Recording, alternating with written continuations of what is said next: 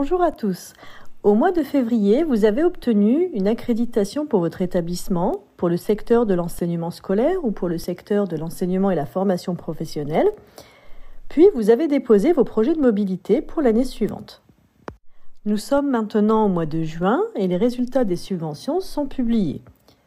Vous connaissez donc le montant de l'enveloppe globale qui vous est destinée pour financer vos projets de mobilité qui vont avoir lieu jusqu'au 31 août de l'année prochaine. Vous avez reçu ce qu'on appelle une subvention socle qui va vous permettre de mettre en œuvre un minimum d'activités de mobilité et de progresser vers les objectifs de votre plan Erasmus. Pour les nouveaux accrédités, la subvention socle garantie est de 15 000 €. Par la suite, le montant de cette subvention socle sera lié à votre performance que vous soumettrez dans un rapport final. Nous en parlerons en détail dans la seconde vidéo. Donc, cette journée de formation est donc prévue pour vous accompagner dans la gestion de vos projets de mobilité avec une journée en présentiel par département qui seront suivies d'accompagnement en établissement si nécessaire.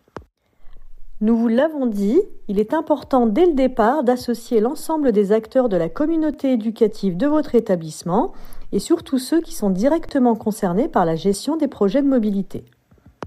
Et nous allons voir que la gestion des projets de mobilité recouvre 4 grands volets, un volet pédagogique, un volet partenarial, un volet administratif et un volet financier. Et dans ce parcours de formation, nous allons donc aborder ces 4 volets en suivant les différentes étapes de réalisation d'un projet de mobilité accrédité.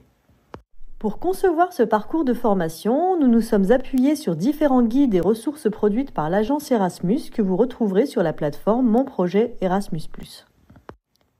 Vous allez recevoir une notification de résultats qui est d'ailleurs également consultable sur la plateforme Mon Projet Erasmus+. Et pour recevoir le versement d'une avance sur la subvention, le chef d'établissement va commencer par signer la convention en 2 exemplaires et l'envoyer sous 45 jours par courrier postal à l'agence Erasmus de Bordeaux. La signature de ces conventions doit être originale, c'est-à-dire qu'il n'est pas possible de l'envoyer par mail. Et dans le cas d'une mutation ou d'une fin de fonction du chef d'établissement à la rentrée de septembre, cela ne change rien. C'est bien le chef d'établissement actuel qui est représentant légal de l'établissement qui signe les conventions. Et à la rentrée, le nouveau chef d'établissement signalera le changement de représentant légal sur la plateforme ORS en se connectant avec l'adresse mail de l'établissement qui commence par ce@normandie.fr et y déposera son arrêté de nomination. L'agence procédera alors à la mise à jour des données. Cette première étape est maintenant terminée. Nous pouvons donc passer à la suivante qui relève du volet pédagogique des projets de mobilité. Comme vous l'avez précisé dans votre dossier de candidature à l'accréditation, vous avez constitué une équipe projet qui assurera la gestion et le suivi des mobilités. C'est ce qu'on appelle le COPIL, le comité de pilotage. Cette équipe est à minima composée du chef d'établissement, des agents comptables et gestionnaires et des professeurs référents à l'initiative des projets de mobilité. Et ce COPIL est un engagement que vous avez pris lors du dépôt d'accréditation et fait partie intégrante des standards de qualité Erasmus. Vous pouvez considérer que la première réunion de ce COPIL a lieu aujourd'hui, au cours de cette journée de formation, puisque cet après-midi, vous serez réunis en atelier par établissement pour définir les étapes de planification de vos projets de mobilité. Maintenant que vous avez réuni votre COPIL, nous allons passer à la 3e étape, qui est l'étude de l'évaluation de l'accréditation. Lors des résultats de votre accréditation, vous avez reçu une évaluation qui est consultable et téléchargeable sur la plateforme Mon Projet Erasmus+.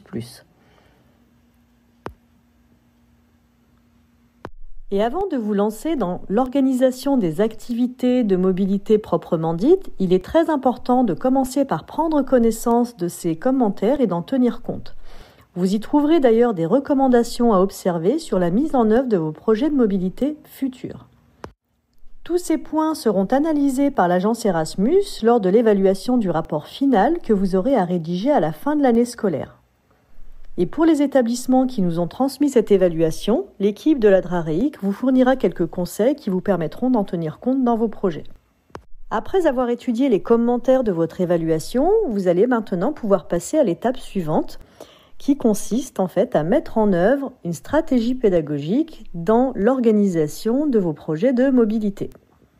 Vous le savez, les projets de mobilité accrédités doivent répondre aux 4 objectifs prioritaires de l'Union européenne, mais aussi servir de levier à la mise en œuvre des politiques éducatives, qu'elles soient nationales ou académiques, ce que vous avez présenté dans votre dossier d'accréditation.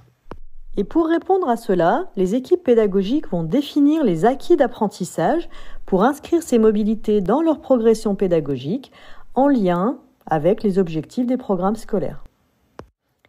Et vous le savez aussi, les projets de mobilité financés par Erasmus doivent être réalisés avec des partenaires à l'étranger situés dans les pays éligibles. Ces partenaires peuvent être par exemple des établissements scolaires ou des organismes d'accueil en PFMP ou en stage. Donc nous vous rappelons que la DRAREIC vous accompagne pour vous mettre en relation avec des profils d'établissements que vous recherchez. Une fois que vous avez planifié vos projets de mobilité, il s'agit maintenant d'en estimer le coût et nous allons donc passer au volet financier. Pour estimer le coût d'un projet de mobilité, vous allez demander des devis afin d'estimer le coût de l'hébergement, le coût du transport et des différents frais que vont générer cette mobilité. Si dans votre établissement vous prévoyez plusieurs projets de mobilité dans l'année, vous allez calculer autant d'estimations de coûts qu'il y a de projets de mobilité.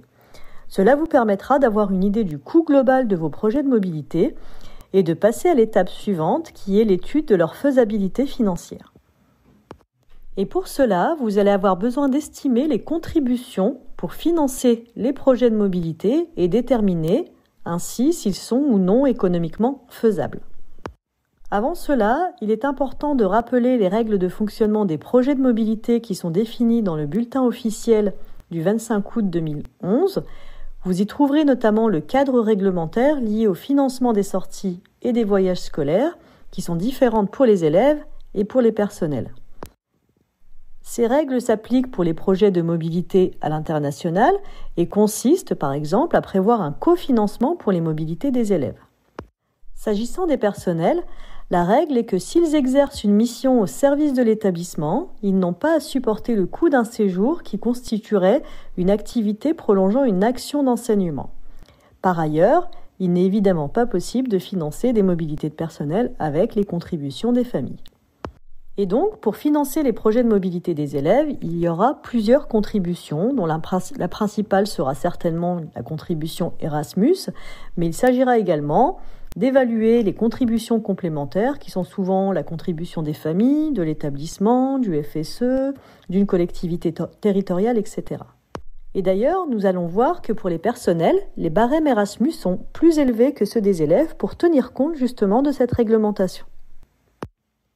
Et afin de vous permettre d'estimer ces différentes contributions, nous avons conçu des outils de simulation pour l'enseignement supérieur, pour l'EFP, pour l'enseignement scolaire, où nous avons inséré les barèmes, ce qui va vous permettre en fait de connaître le montant global des contributions Erasmus possibles pour votre projet de mobilité et de préparer au mieux vos actions de mobilité.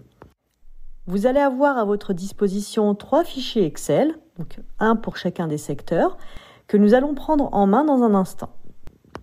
Et vous avez également à votre disposition dans le livret pédagogique des documents préparatoires à compléter et à travailler au préalable qui vont vous permettre notamment de prendre en compte les contributions liées aux jeunes ayant moins d'opportunités. Nous allons donc maintenant passer à une démonstration pratique de ces outils avec des simulations de projets de mobilité qui vont vous permettre de vous approprier ces différents outils. Une fois que vous aurez préparé les projets de mobilité avec ces outils, nous reprendrons dans une prochaine vidéo les étapes suivantes qui consisteront en l'organisation et au suivi des mobilités avec les étapes suivantes que sont l'information et la sélection des participants, les vérifications des exigences relatives aux visas et aux titres de séjour, les questions liées aux assurances et aux déclarations de mobilité. Et enfin, nous vous présenterons les documents administratifs et financiers que sont les contrats financiers et pédagogiques. Et nous ferons également donc, une démonstration de la plateforme Beneficiary Module pour vous montrer comment enregistrer et suivre les mobilités sur la plateforme Et enfin, nous terminerons par la valorisation des projets de mobilité et par la rédaction du rapport final.